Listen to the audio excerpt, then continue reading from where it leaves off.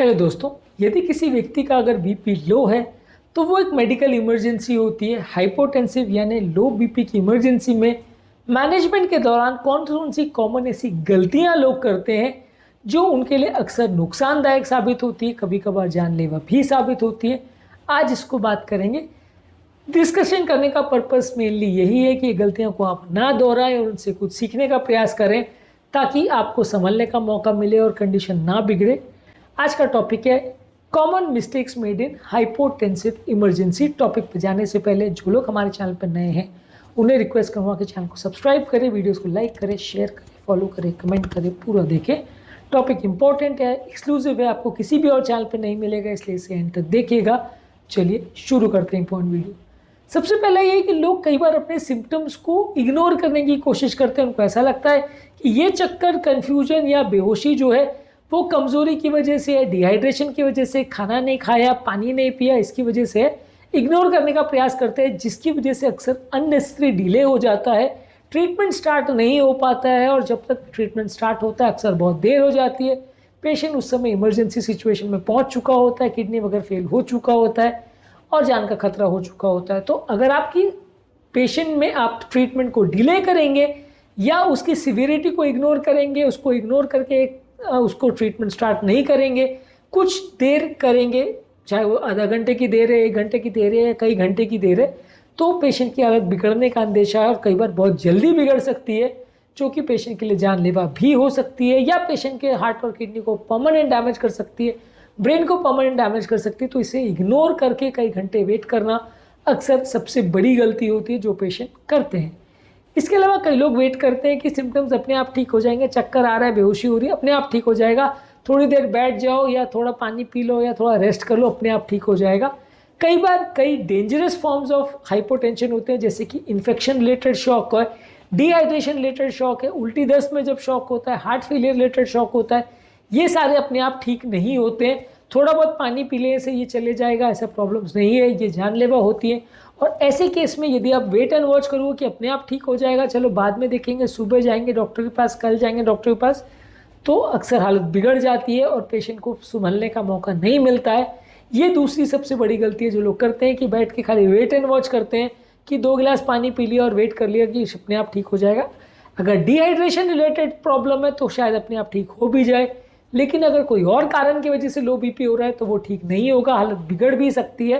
तो वैसे में हॉस्पिटलाइज करना और जल्दी ट्रीटमेंट स्टार्ट करना और प्रॉपर ट्रीटमेंट स्टार्ट करना आवश्यक है, नहीं तो जानलेवा हो सकता है। इसके अलावा हॉस्पिटलाइजेशन को डिले करना कई बार इस हिसाब से कि अरे रात का टाइम है, कौन मिलेगा, संडे है, कौन मिलेगा, छोड़ो हॉस्पिटल नहीं जाते, बाद में देखेंगे, हालत बिगड़ेगी तो जाएंगे, अभी रात को एम्बुलेंस भी नहीं मिलेगा। अगर इस तरह के आप एक्सक्यूजेस देके अगर ट्रीटमेंट को डिले करते हैं तो ये भी एक बहुत बड़ी मिस्टेक है, जिसकी वजह से पेशेंट का ट्रीटमेंट डिले हो सकता है, जान का खतरा हो सकता है। ये सारी गलतियों को ना करें अगर आप अपने पेशेंट को और अपने आप को सेफ रखना चाहते हो। इसके अलावा कई बार लोग होम रेमेडीज़ का को ज़्यादा प्रयोग करते हैं। अगर किसी का ब्लड प्रेशर बहुत ज़्यादा कम हो जाता है तो लोग नमक और पानी पर रिलाई करते हैं। ऑब्वियसली नमक और पानी कई बार वर्क करता है, खासकर अगर डिहाइड्रेशन रिलेटेड हाइपोटेंशन है या लूज मोशन रिलेटेड हाइपोटेंशन है तो वर्क कर सकता है। लेकिन हर कारण से जिस व्यक्ति को अगर लो ब्लड प्रेशर हो रहा है, चाहे वो इन्फेक्शन रिलेटेड है, हार्ट फेलियर रिलेटेड है या बहुत सीवियर डिहाइड्रेशन है, तो वो सिर्फ नमक पानी लेने से शायद ठीक ना हो। तो वैसे केस में हॉस्पिटलाइजेशन ज़रूरी है, तो वहाँ पे अननेसेसरी डिले ना करें, वहाँ पे सिर्फ नमक पानी के भरोसे काम नहीं चलेगा। इसके अलावा अगर आप ऐसा करते हो कि सिर्फ चाय कॉफ़ी पी लेते हो अगर बीपी लो है तो वो कई बार हेल्प नहीं करेगा। कोई एनर्जी ड्रिंक ले लिया कि कमज़ोरी लग रही है तो एनर्जी ड्रिंक ले लिया, फ़ायदा करेगा। तो चाय कॉफ़ी और एनर्जी ड्रिंक बॉडी को उल्टा और डिहाइड्रेट करते हैं, यूरिन को और बढ़ाते हैं, इससे फ़ायदे के बदले और नुकसान हो जाता है। ये कई बार जानलेवा भी हो सकता है।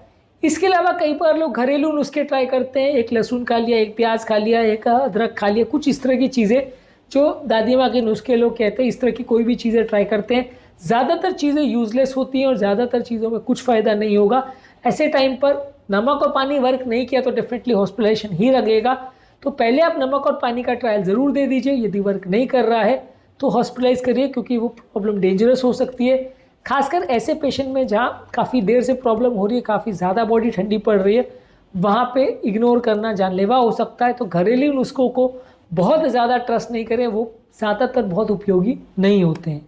इसके अलावा शॉक के साइंस को रिकॉग्नाइज करना ज़रूरी है। जब स्किन ठंडी पड़ गई है, स्किन बहुत ज़्यादा क्रम्पल टाइप हो रही है या बहुत ज़्यादा रिंकल्स दिख रहे हैं, बहुत हृदय गति बढ़ गई है, कन्फ्यूजन हो रहा है, श्वास लेने में तकलीफ हो रही है, तो ये डेफिनेटली मेडिकल इमरजेंसी है और ऐसे में पेशेंट को एडमिट करने की ज़रूरत है। ऐसे टाइम पे यदि आप पेशेंट का एडमिशन डिले करते हैं तो प्रॉब्लम होगी। कई बार पेशेंट चक्कर खा के बेहोश हो जाता है, आपको लगता है कि यार हाइपोग्लाइसीमिया की वजह से है या कमज़ोरी की वजह से या खाना नहीं खाया या पानी नहीं पिया इस वजह से, जिसकी वजह से आप मिस्टेक करते हैं, ट्रीटमेंट डिले करते हैं और पेशेंट की हालत बिगड़ जाती है। ये भी एक बहुत बड़ा मिस्टेक है जो हाइपोटेंशन के मैनेजमेंट में लोग करते हैं। इसके अलावा अक्सर लोग करते हैं कि अपनी दवाइयों को खुद एडजस्ट कर लेते हैं। कई बार लोग अपनी बीपी वाली दवाइयाँ जैसे बीटा ब्लॉकर्स है, डायरेटिक्स है, ये डेफिनेटली लो ब्लड प्रेशर करती है और इनको कुछ हद तक बंद करना ज़रूरी है, लेकिन हर मेडिसिन को बंद करने या एडजस्ट करने से पहले डॉक्टर से डिस्कस कर लें तो ज़्यादा अच्छा है। कई मेडिसिन को बंद करना काउंटर प्रोडक्टिव भी हो सकता है, फ़ायदे की बजाय नुकसान भी हो सकता है और कई बार उसकी वजह से जो एक्चुअल ट्रीटमेंट है वो डिले भी हो सकता है। तो इसलिए दवाइयों को बंद करना कुछ हद तक सही है, लेकिन डिस्कस एक बार डॉक्टर से कर लें और फिर बंद करें या चालू करें तो ज़्यादा अच्छा है। इसके अलावा अगर आप कई बार किसी और पेशेंट की दवाई ले लेते हो तो वो भी एक मिस्टेक होता है। कई बार क्या होता है कि लोगों को ऐसा लगता है कि किसी दूसरे पेशेंट को बीपी बढ़ाने के लिए कुछ मेडिसिन दिया था या ऐसा कुछ चीज़ दिया था, आप उसको ट्राई करने की कोशिश करते हो तो वो भी काउंटर प्रोडक्टिव होता है। उसमें कई बार वो मेडिसिन आपके लिए सूटेबल है या नहीं, वो किस पर्टिकुलर कारण से दी गई थी, वो जानना समझना ज़रूरी है, क्योंकि ये बीपी बढ़ाने के टैबलेट्स बहुत कम आते हैं। मिडोड्राइन, फ्लूडोकॉर्टिजोन ये आते हैं, लेकिन बहुत ज़्यादा टॉक्सिक और स्ट्रॉन्ग मेडिसिन होती है, कई बार नुकसानदायक भी हो सकते हैं। तो लेने से पहले एटलीस्ट आपको पता होना चाहिए कि आपके लिए सूटेबल है या नहीं, और डॉक्टर ने आपको प्रिस्क्राइब किया हो तो ज़रूर लीजिए, किसी और को प्रिस्क्राइब किया हो तो उसको आप यूज़ करेंगे तो कई बार गलती हो सकती है। इसके अलावा कई बार लोग पानी और नमक बहुत ज़्यादा लेना चालू करते हैं, उनको लगता है बीपी नहीं आ रहा, पानी नमक देते जाते हैं। अगर वैसे व्यक्ति कार्डियोजेनिक शॉक में होगा तो उल्टा और लंग्स में पानी भर जाएगा और हालत बिगड़ जाएगी, जिसकी वजह से एक्सेसिव वॉल्यूम ओवरलोड हो जाएगा। खासकर अगर पेशेंट को किडनी फेलियर भी हो गया तो और बड़ी प्रॉब्लम हो जाती है कि आप पानी नमक लेते जा रहे हैं और वहीं लो बीपी की वजह से किडनी फेलियर हो गए तो ये एक्स्ट्रा पानी शरीर में भर जाएगा और जानलेवा हो सकता है। तो बहुत ज़्यादा पानी नमक पर रिलाई करना ठीक नहीं है। यदि 1-2 गिलास पानी और नमक के बाद इफेक्ट नहीं आ रहा है तो इसका मतलब फिर इफेक्ट नहीं आएगा, तो फिर आपको डॉक्टर को दिखाना आवश्यक है, हॉस्पिटल ले जाना आवश्यक है। यदि आप सिर्फ पानी और नमक के भरोसे लंबे समय तक बैठे हैं और बहुत ज़्यादा पानी नमक देते जा रहे हैं तो फ़ायदे के बदले उल्टा नुकसान भी हो सकता है। इसके अलावा पेशेंट की इनअप्रोप्रिएट पोजिशनिंग करना भी एक और गलती है। यदि ऐसे टाइम पे पेशेंट को आप सीधा बिठा देते हो या खड़ा करवा देते हो तो बीपी और कम होगा, ब्रेन का ब्लड सप्लाई कॉम्प्रोमाइज़ होगा और इसकी वजह से पेशेंट को और अनकॉन्शियसनेस हो सकती है। इसके अलावा कई बार पाँव को उठाना थोड़ा मददगार होता है, पाँव को उठाने से थोड़ा ब्रेन का परफ्यूजन ठीक होता है, लेकिन कई बार अगर ऐसे सिचुएशन में जहाँ हार्ट फेलियर है और ऑलरेडी पेशेंट हार्ट फेलियर की वजह से लो बीपी में जा रहा है, वहाँ पे यदि आप ऐसा करोगे तो उल्टा हार्ट का ब्लड फ्लो और बढ़ जाएगा, हालत और बिगड़ जाएगी, पेशेंट और ज़्यादा पल्मोनरी एडिमा में चला जाएगा। तो ये ट्रेंडल पोजीशन जिसमें पाँव को उठा के ब्रेन का ब्लड फ्यूजन बढ़ाने का कोशिश किया जाता है, ये काफ़ी कंडीशंस में हेल्प करता है लो बीपी में, लेकिन हार्ट फेलियर वाले लो बीपी में यूजली हेल्प नहीं करता है। और कोई डेंजरस बीमारियां जैसे हार्ट अटैक है, कार्डियोजेनिक शॉक है, पल्मोनरी एम्बोलिज्म है, वहाँ पे भी वर्क नहीं करेगा, वहाँ पे भी ऐसा करना फ़ायदे के बदले नुकसानदायक भी हो सकता है। इसके अलावा कई बार ब्लड प्रेशर को प्रॉपरली मॉनिटर नहीं करते, वो भी एक प्रॉब्लम होती है। आप प्रॉपरली ब्लड प्रेशर चेक ही नहीं कर पा रहे तो आपको पता ही नहीं चल रहा कि बीपी कितना है। एक बार आपने पानी दे दिया, फिर बीपी पिकअप हुआ या नहीं हुआ वो भी आप चेक नहीं कर पा रहे, उसको भी मॉनिटर नहीं कर रहे। तो ये सारी चीज़ें गलतियाँ होती हैं। इस टाइम पर प्रॉपर करेक्ट बीपी की रीडिंग आना और उसको ध्यान में रख के ट्रीटमेंट को डिसाइड करना ज़रूरी है। मान लीजिए आपने बीपी रिकॉर्ड किया ही नहीं, या किया तो गलत तरह से किया, या रीचेक नहीं किया, तो ये सारी बड़ी बड़ी गलतियाँ कहलाती हैं जो हाइपोटेंशन यानी लो ब्लड प्रेशर वाले पेशेंट की हालत बिगाड़ सकती हैं। इसके अलावा आपको ये देखने की आवश्यकता है कि हाइपोटेंशन या लो ब्लड प्रेशर हुआ क्यों। क्या पानी की कमी की वजह से हुआ, कि लूज मोशन की वजह से हुआ, कि वॉमिटिंग की वजह से हुआ, कि हार्ट अटैक या छाती के दर्द की वजह से हुआ, या कोई दवा जो बीपी कम करने की थी उसको लेने के बाद हुआ, या कोई एलर्जिक रिएक्शन की वजह से हुआ। ये देखना ज़रूरी है, क्योंकि हर तरह के हाइपोटेंशन यानी लो ब्लड प्रेशर का रिस्पॉन्स अलग अलग हो सकता है। और अगर आप गलत ट्रिगर को आइडेंटिफाई करते हैं और गलत चीज़ का ट्रीटमेंट करते हैं तो फ़ायदे के बदले नुकसान होगा और पेशेंट की हालत सुधरने के बदले बिगड़ जाएगी। इसके अलावा कुछ लोग ऐसे टाइम पे बीपी बढ़ाने के लिए पेशेंट को एक्सरसाइज करने को बोलते हैं। एक्सरसाइज करने से बॉडी का सर्कुलेशन ज़रूर इम्प्रूव होता है, लेकिन लो ब्लड प्रेशर में ये बहुत इफेक्टिव नहीं होता। बहुत ज़्यादा इलेक्ट्रोलाइट सप्लीमेंट्स कई लोग देते हैं कि ये इलेक्ट्रोलाइट सप्लीमेंट है, ये बहुत ज़्यादा पी लो, यह बॉडी का हाइड्रेशन रिस्टोर करेगा। वो भी तभी वर्क करेगा जब सिर्फ डिहाइड्रेशन है और वही कारण से लो बीपी हुआ है, अदरवाइज वो फ़ायदे के बदले नुकसान होगा।